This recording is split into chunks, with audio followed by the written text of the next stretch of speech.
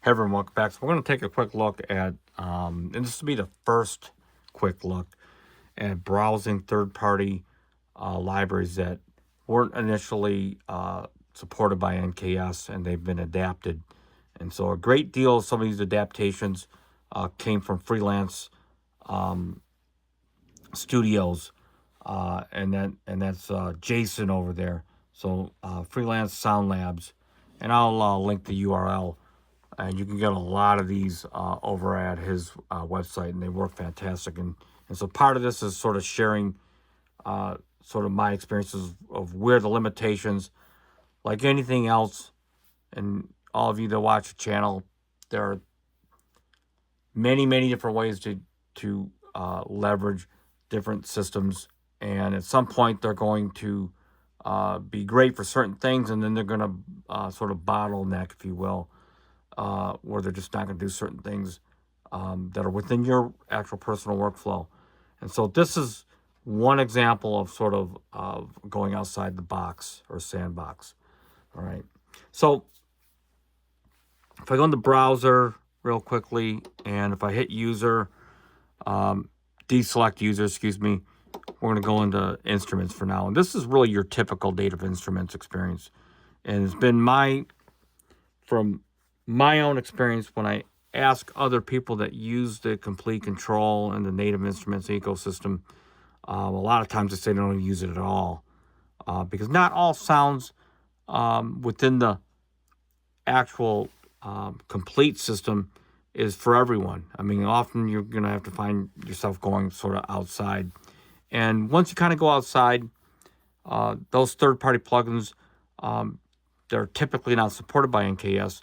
It just becomes a hassle in terms of like your workflow, the way your mind works, to have to go from here to Omnisphere, for example, or to wherever you're going to go. But we're going to kind of take a look and see how we can sidestep this. Again, if I hit user, any third-party plugin that has been readapted is going to show up in your user bank.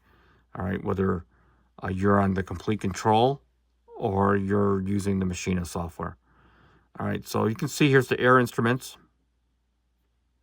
These have been adapted. This is DEX. This has been adapted. That's like the free DX7. This is IK Multimedia. This is just Moto drums for now. Here's your Korg Legacy. All right. So you can see Plugin Guru, which I'll explain in another video about that, why that is, and what that's even there for. Here's your Roland Cloud. All right. This is your Spectrasonics, of course. And this is a really good example to look at because Spectrasonics has so many gazillion sounds. So here's the Bob Moog. Here's the factory library. Keyscapes. Here's the Keyscapes called Creative. Oh my God. Trillion. So let's just take a look at the factory. Once you go in here, you can start seeing that you can whittle this library down to very specific things, or to even more specific things. And then you can even go into there and find whatever type of sound, and then even whittle it down to even more, which would be to go into, let's say,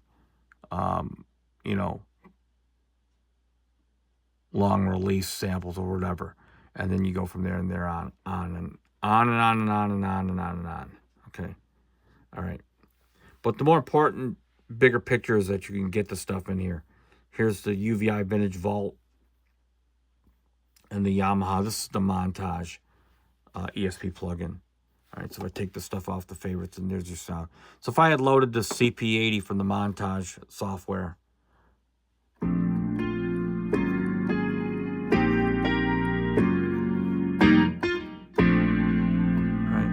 what's cool is, again, by just hitting browse, and I have this set up so it's done by actual manufacturer. And if I had to go into, let's say, for example, the Triton itself, I can go into here, and if I want to find a sound like this Hybrid Grand, it's here.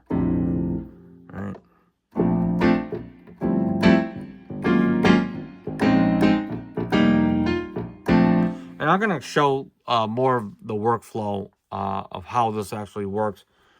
But this is just a very beginning video of sort of outside the box, because as we get into this more and more, you're going to see how the workflow has potential, depending on how you work, to unlock that whole craziness of this brand of plugin has to be operated like this, and this has this control that's married to this.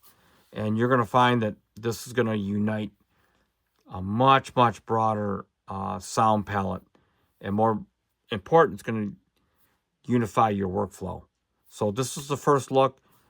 Stay tuned, and we're going to kind of take a deeper dive into the sound browsing and sort of make the distinction between the complete control ecosystem when you use it outside with other DAWs, and of course how the Machina itself, which is sort of a scratch pad DAW, if you will.